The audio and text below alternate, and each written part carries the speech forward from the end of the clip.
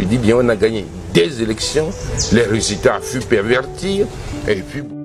Né à Tocqueville et formé en France, il a obtenu un diplôme en gestion à l'université de Poitiers. Sa carrière débute loin des arènes politiques, chez Sonacom, avant d'embrasser une vocation publique en tant que ministre de la Jeunesse, des Sports et de la Culture, puis de l'administration territoriale et de la sécurité, marquant les premiers pas d'une ascension remarquable. Son influence s'étend lorsqu'il est nommé directeur général du port autonome de Lomé, position clé pour le développement économique du Togo. Son leadership et sa vision le propulsent à la présidence de l'Assemblée nationale, consolidant son statut de leader politique. En août 2000, Kodjo atteint l'apogée de sa carrière gouvernementale en devenant Premier ministre, où il se consacre à des réformes nationales importantes. Malgré des tensions et des divergences politiques, son mandat reste une période significative de sa vie publique. Je ne suis pas agent de sécurité. Je travaille pour un chef d'État. Mais laissez-moi. Et je sais mon pays. Monsieur le ministre, vous avez la parole. Aucun chef venu ici. Portez la preuve.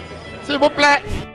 Sa candidature à la présidentielle de 2020 marque un tournant, défiant le statu quo et revendiquant la victoire dans une élection controversée.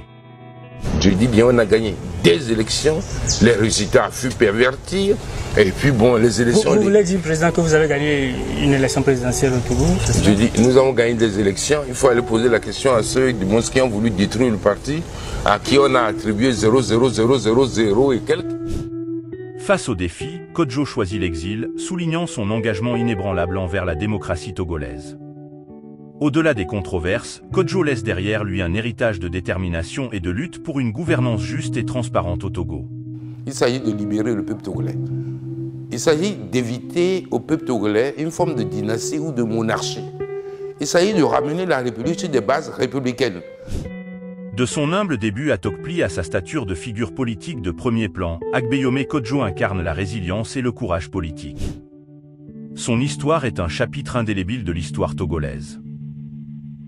Lomé Actu.